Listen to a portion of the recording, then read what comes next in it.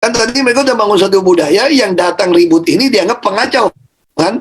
Kan kita kan harmoni nih. Tiba-tiba kamu datang dibikin saya ribut gitu kan?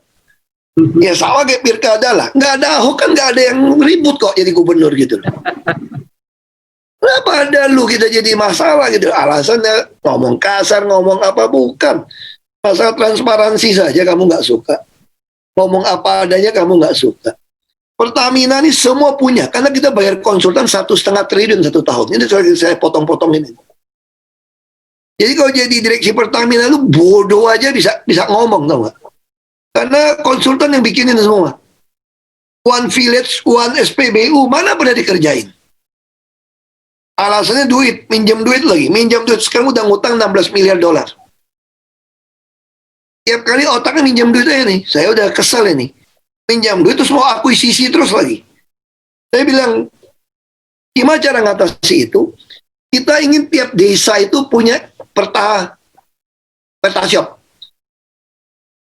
Dan saya juga lagi nekan sekarang, tapi memang lambat ini direksi ini. Saya udah nggak sabar. Dan Menteri BUMN harus dibubarkan sebelum Pak Jokowi turun sebetulnya. Kita sudah ada semacam Indonesia Incorporation, macam Temasek. Yaitu dalam konsep pemikiran yang kita bawa. Ini mudah-mudahan belum dipecat aja gitu loh. Karena mereka udah anggap saya ini membuat kegaduhan di dalam.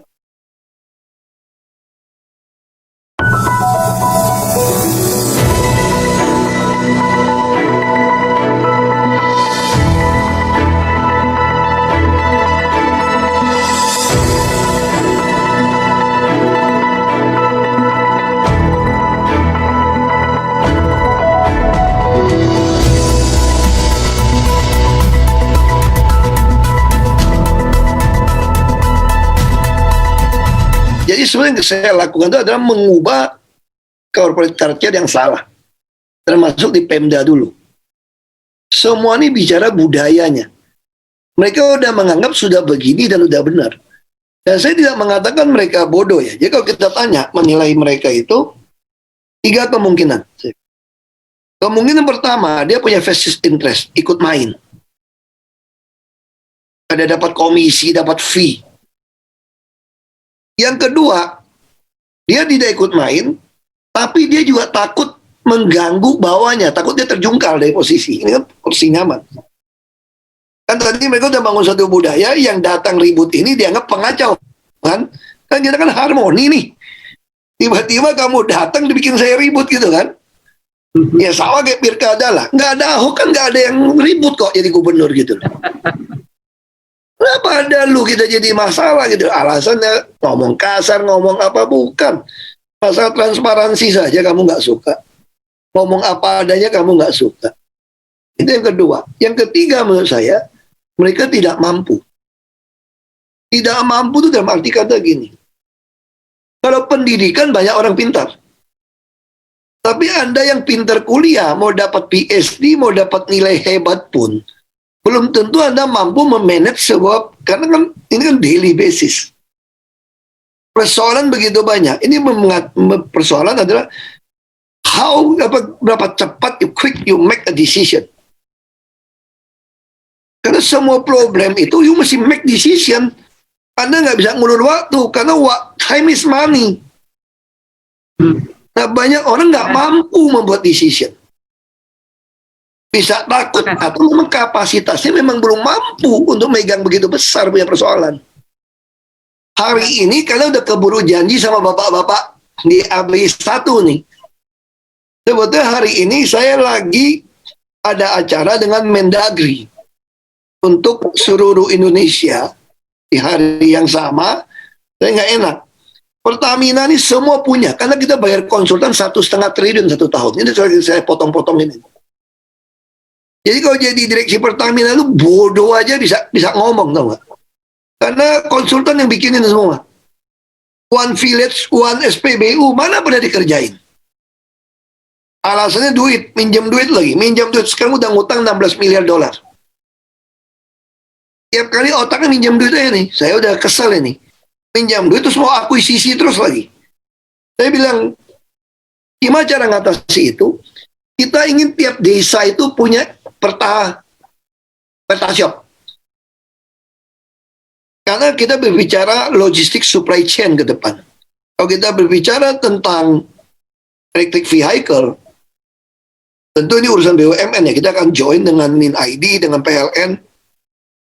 Ini bicara jaringan gitu loh. Kalau Anda bisa motor semua bisa tukar-tukar aki, kita bisa produksi, kita bisa punya supply chain yang baik. Tapi bukannya biaya. Makanya saya menggandeng Mendagri. Karena saya pernah di DPR RI kan. Saya tahu tiap desa itu dapat duit. Bingung pakai duitnya.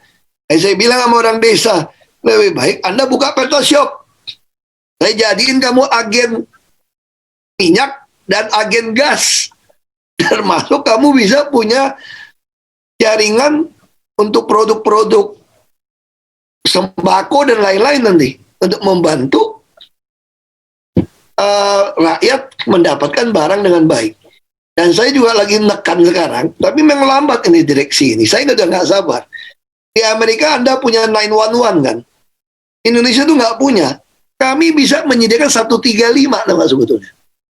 Kita kerjasama dengan Telkom, tinggal tambah seat. Saya pengen seluruh rakyat Indonesia.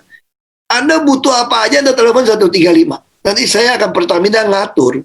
Kirimkan menjadi dashboard kepada pemerintah daerah yang ada.